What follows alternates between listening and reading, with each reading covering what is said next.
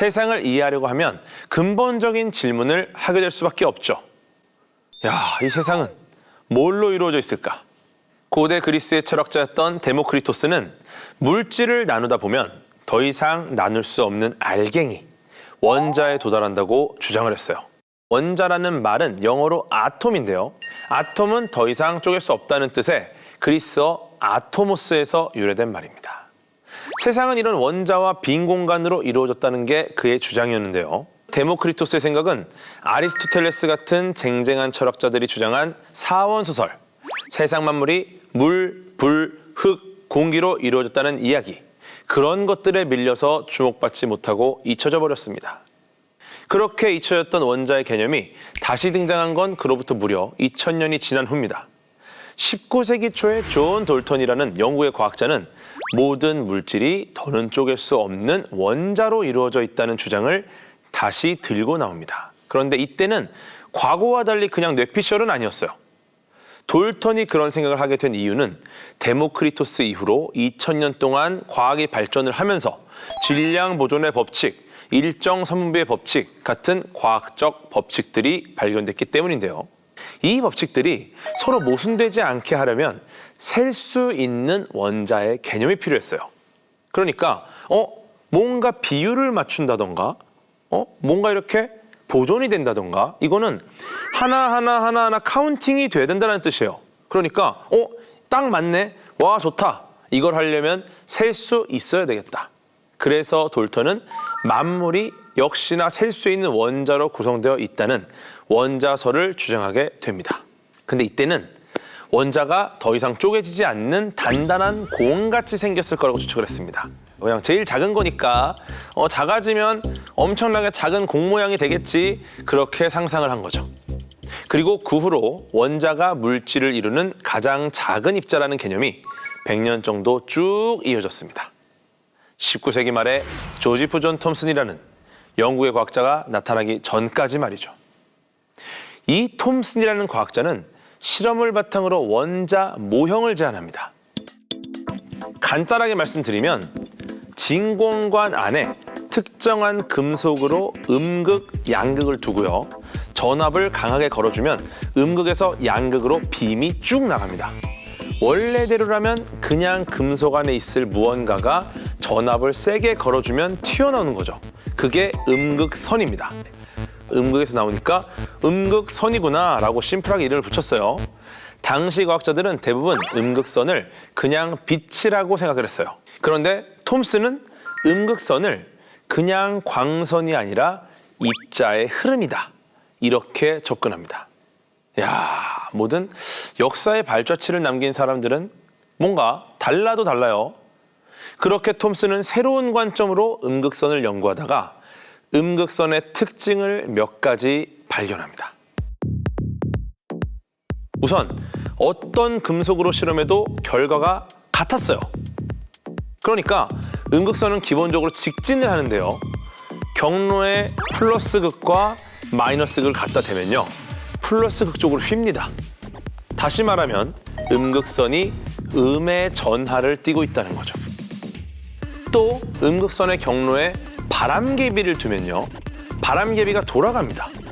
만약에 이게 질량이 없다면 바람개비가 돌아갈 일이 없겠죠. 음극선에 질량이 있다는 겁니다. 한마디로 정리하면 금속에서 뭔가 음극선 형태로 나왔다. 그런데 그 무언가는 음전하를 띠고요, 질량을 가졌다. 굉장히 가볍겠지만요, 이렇게 됩니다. 음전하를 띤 굉장히 작고 가벼운 입자. 톰슨이 발견한 그 입자들은 바로 우리가 지금 전자라고 부르는 겁니다. 그러니까 음극선이 사실은 곧 전자였던 거예요. 당시에는 전자라는 이름을 아직 안 붙였던 거죠. 그런데 음극선의 성질을 정리해보면 이상한 점이 있습니다. 음극선은 음전하를 띤 작은 입자들이라고 말씀드렸죠. 그런데 얘네가 원래 들어있던 금속의 원자는 전기적으로 중성이잖아요. 그러니까 이게 뭐지 싶은 거예요. 전기적 중성이면 전기적 중성이 뭔가가 나와야 될 거 아니에요. 그러니까 톰슨은 원자가 아마 단단한 공 모양이 아닐 것이다. 예. 왜냐? 음전화만 나오니까 이상하잖아요.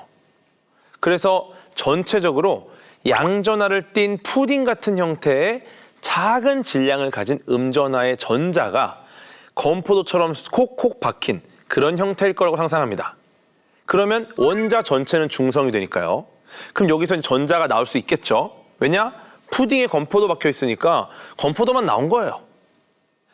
보통 과학이 어떤 논리나 사실로만 이루어진 냉철한 학문이라고 생각하시는데 그것도 틀린 건 아니에요.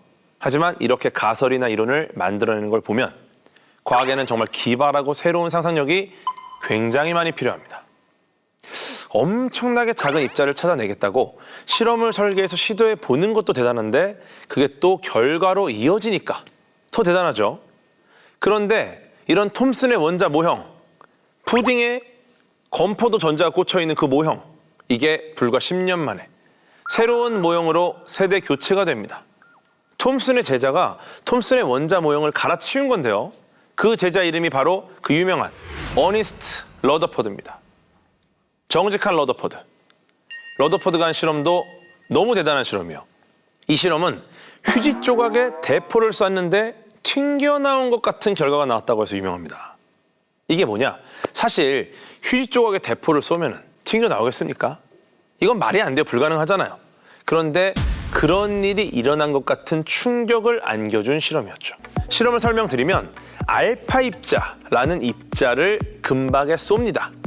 알파 입자는 전자의 한 7,000배 정도 되는 무거운 질량을 가지고 있어요. 그리고 양전하를 띤 입자입니다. 대포죠, 대포. 네.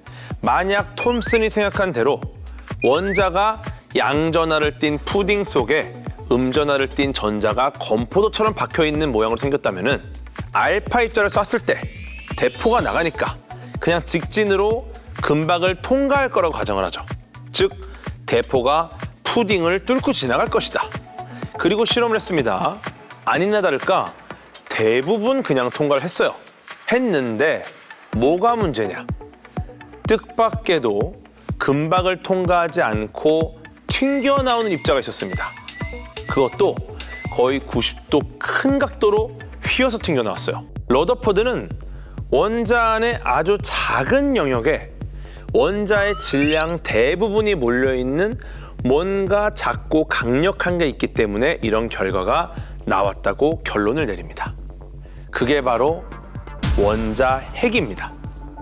러더퍼드가 탄생시킨 원자 모형은 여러분도 아주 익숙하실 거예요. 푸딩의 건포도가 아니라 양전하를 띤 원자 핵이 중심에 딱 있고요. 그 주위를 음전하를 띤 전자가 도는 모형입니다.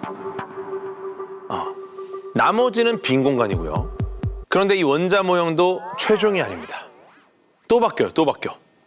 러더퍼드가 스승인 톰슨의 이론을 발전시킨 것처럼 러더퍼드의 제자인 닐스 보어라는 과학자가 이 모형을 또 업그레이드 시켰기 때문인데요. 양자역학에도 정말 중요한 역할을 하신 분입니다. 보어는 원자 핵으로부터 일정한 거리를 두고 전자가 원형의 궤도 위에서 움직인다고 주장을 했어요.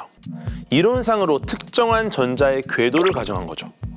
마치 지구 주위를 돌고 있는 위성들이 지구에 떨어지지 않으려면 계속 돌아야 되잖아요.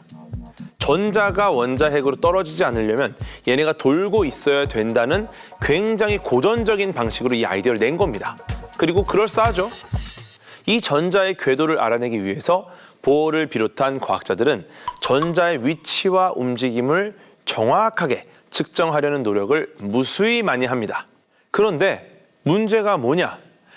아무리 해도 위치와 운동량을 동시에 정확하게 측정할 수가 없었어요. 이거잖아요. 예를 들어 전자가 어디 있는지 정확하게 궤도를 알려면 얘가 어디 있는가, 그리고 어디로 가는가, 이 두 가지를 알아야 돼. 그죠? 근데 이 전자를 측정하는데 파동을 이용합니다. 예를 들어 얘 위치를 재려고 촘촘한 파동을 쏘면 어떻게 되냐? 전자가 이제 움직여버려요. 전자가 너무 작기 때문에 문제가 측정하려고 하면 이 파동의 영향을 받아서 움직여버리는 거예요. 그러니까 어떻게 되느냐? 운동량의 오차가 늘어나요. 근데 또 그럼 어떻게 안 움직이게 좀 널널하게 쓰자. 널널한 파동을 쓰면은 위치 오차가 늘어나니까 어디 있는지를 모르겠는 거야. 그러니까 일정한 오차 이내로 오차 범위를 줄일 수가 없었던 거죠. 야, 이게 어려운 겁니다. 위치와 운동량, 언제 어디 있는지, 그리고 얼마나 빨리 어떻게 움직이는지 우리는 정확하게 알기 어렵다는 결론에 도달합니다. 이래서 나온 것이 바로 하이젠베르크라는 독일의 물리학자가 주장한 불확정성의 원리입니다.